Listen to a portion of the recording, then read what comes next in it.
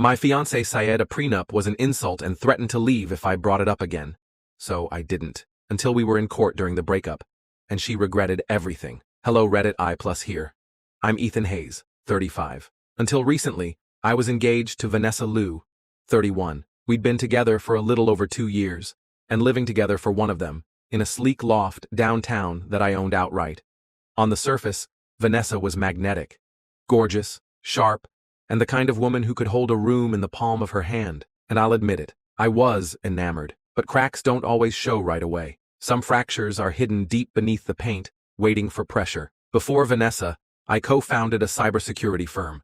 We were acquired by a Fortune 500 giant, and overnight, my life changed. I kept things modest, still drove my '08 Lexus, still wore a Seiko most days, but my bank account said otherwise. Most of my wealth was invested, methodically and conservatively, with a strong eye on the future. I wasn't flashy, I was careful. When I proposed last winter, I did it with an open heart. I pictured a future with her. A house, maybe kids, but I'm a builder by nature, and I don't pour a foundation without thinking about load-bearing walls. That brings us to the night I brought up the prenup. It was quiet, intimate. I'd made her favorite. Thai green curry, extra basil. The candles flickered, wine glasses half full. I waited until the dishes were cleared. Vanessa, I said gently, we should talk about a prenup. I think it's important, especially as we start wedding planning. She froze, glass halfway to her lips. A prenup? She repeated, her voice suddenly cold. It's not personal, I explained. It's just clarity. I want everything we build together to be ours, but I need to protect what came before. It's responsibility, not distrust. She set her glass down with a hard click. Are you saying you don't trust me? That I'm here for your money? I kept calm. I'm saying we should be adults. It protects both of us. She stood. Her chair screeched back. No. A prenup means you're planning for the end before we've even begun. You mention that again, Ethan, and I'm gone. That's not how love works. I looked at her. Not the woman I thought I knew, but someone drawing a clear line in the sand. An ultimatum, spoken in a whisper, but delivered like a contract clause. I nodded once. Fair? She relaxed, thought I folded, hugged me like nothing had happened. Thank you for trusting me, she whispered. That's all the security I need. But in my head, something shifted. I didn't fold. I calculated. I'd just been handed the terms for her exit, and I made a note to accept them. When the time came, in the weeks that followed, the mask started slipping. Her parents, Lionel and Margaret, were suddenly very involved. They started dropping by unannounced, sending links to 7-figure properties. Lionel once laughed and said, "Don't worry, Ethan. Your wallet's not going anywhere. It's marrying in." Then the spending began. The household card I'd given Vanessa, previously used for groceries and occasional brunches, started racking up charges. A $3,700 leather tote, spa weekends with her mom, a $900 candle set. She didn't ask. She just spent. I paid it. Then canceled the card and said the bank flagged it. She didn't flinch. The last straw? My grandfather's watch. A 1965 Omega Speedmaster, worn during his first moon tracking project at NASA. It was the one thing I'd never sell, never replace. Vanessa had worn it to a gala once. Weeks ago, she asked to borrow it again.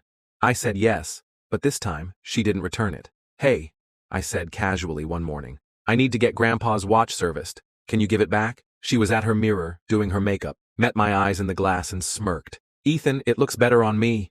And let's be real. It's mine now. Part of the package. I froze. It's not a gift, Vanessa.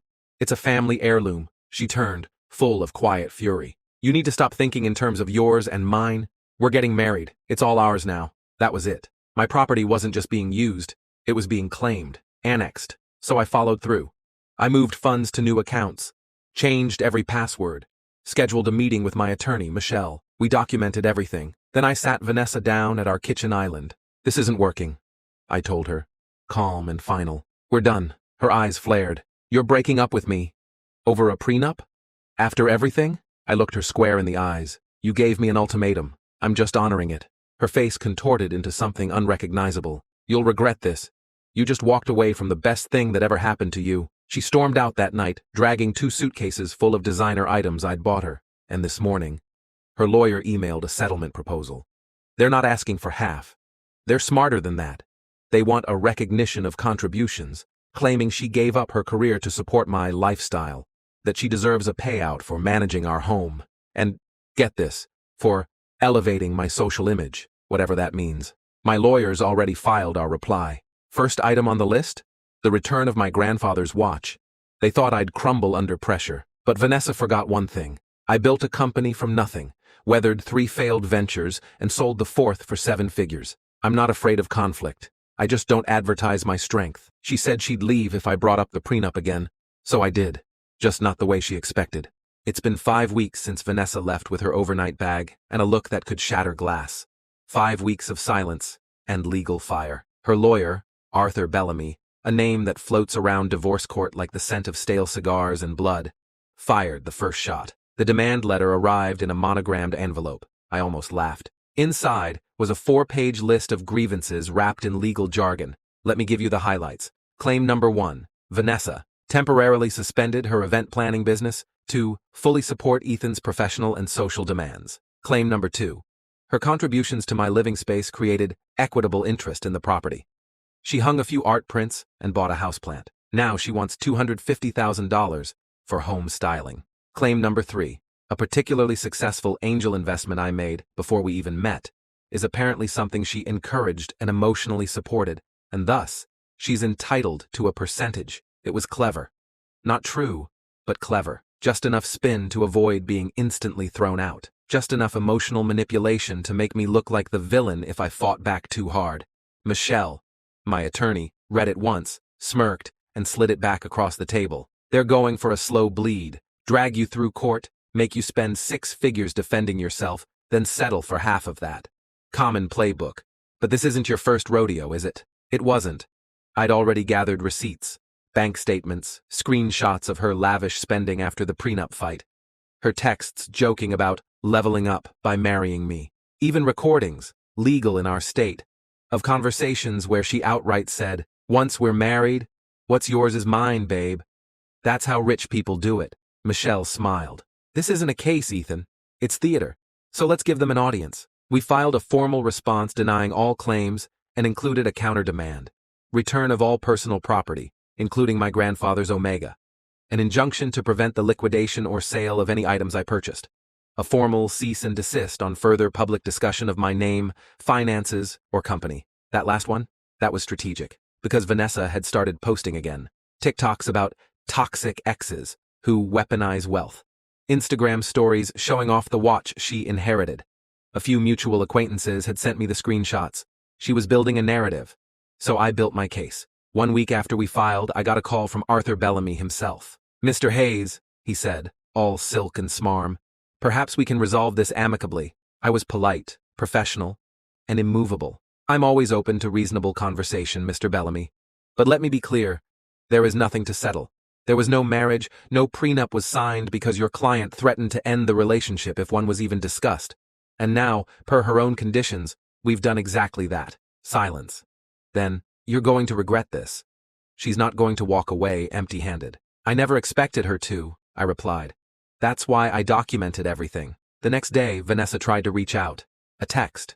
Just one line. "So this is what love meant to you?" I didn't respond.